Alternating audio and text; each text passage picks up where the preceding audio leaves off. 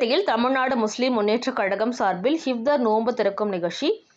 திமுக பல்லாவரம் சட்டமன்ற உறுப்பினர் இ. கருணாநிதி, ம.ம.க. மாநில துணை பொதுச் செயலாளர் தாம்பரம் எம். யாக்கூப் பங்கேற்பு.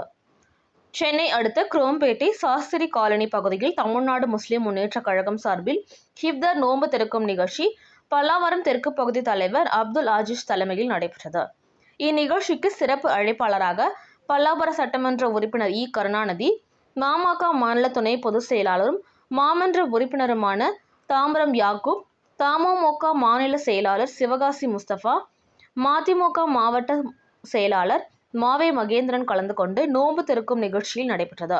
இந்நிகழ்ச்சியின் போது CLC சாலை, ஆர்ச் மற்றும் புதிதாக கட்டப்பட்ட ரயில்வே சுரங்கப்பாலம், பேருந்து நிலையத்திற்கு மறைந்த காகித மில்லத் பெயர் சூட்ட வேண்டும் என சட்டமன்ற உறுப்பினரிடம் கோரிக்கை வைத்தனர். அதனை அரசு அனுமதி பெற்று மண்டல குழு தலைவர் ஒப்புதலுடன் நிறைவேற்றி தருவதாக தெரிவித்தார்.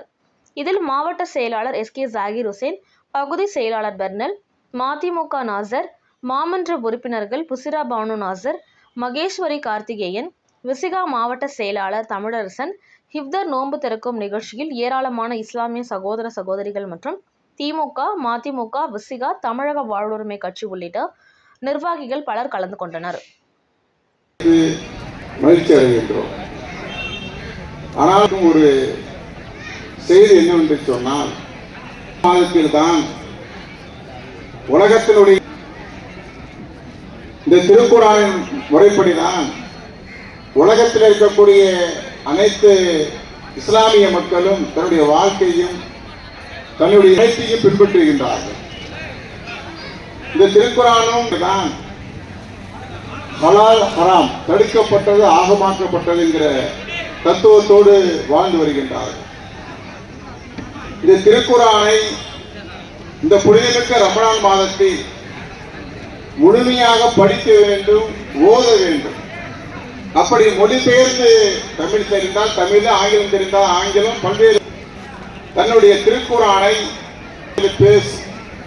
இந்த உலகத்தை நான் எவ்வாறு படைத்திருக்கின்றேன், உன்னுடைய வாழ்வை எப்படி அமைத்துக் கொள்ள வேண்டும், வியாபாரம் எப்படி செய்து கொள்ள வேண்டும், மனைவி எப்படி பார்க்க வேண்டும், கணவனை எப்படி பார்க்க வேண்டும், இந்த நாட்டை ஆட்சி எப்படி நடத்த வேண்டும் என்று இந்த திருக்குர்ஆனில் அனைத்தும் இருக்கின்றன.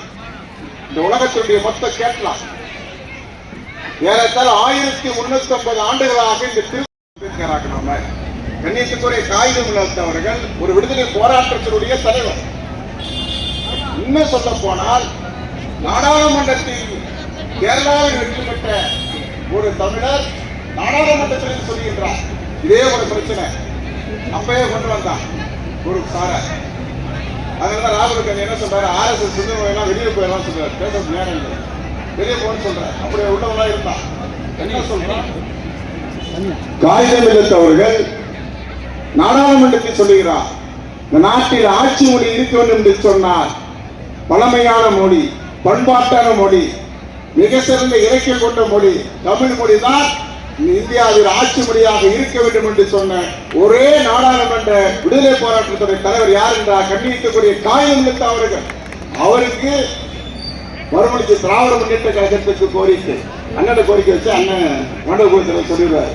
அதே மாதிரி மறுமலர்ச்சி திராவிட முன்னேற்ற கழகத்துக்கு, அதே மாதிரி விடுதலை சிறுத்தை கட்சிக்கு, அதே மாதிரி நம்ம விடுதலை சிறுத்தை கட்சிக்கு, சாரி கம்யூனிஸ்ட் கட்சிக்கு தீர்மானம் கொண்டு வருவேன். அந்த தீர்மானத்தில் மாநகரத்தில் காகிதம் எடுத்தவர்களுக்கு ஆட்சி நிறைவு வளைவு கட்ட வேண்டும் என்று இந்த இஃப்தார் நிகழ்ச்சி மூலமாக நம்முடைய சட்டமன்ற இடத்துல கோரிக்கை வைக்கின்றோம். இந்த கோரிக்கை இடத்துல நீங்க முதலமைச்சர் சொன்னாலும் சரி, நேரத்தில் சொன்னாலும் சரி, நீங்க உத்தரவு கூட செஞ்சிருவாங்க. எங்களுக்கு அதை கெட்டுக் கொடுக்க கேட்டுக்கொள்கிறேன். அதுக்கு இன்னொரு கோரிக்கை வைக்கிறேன்.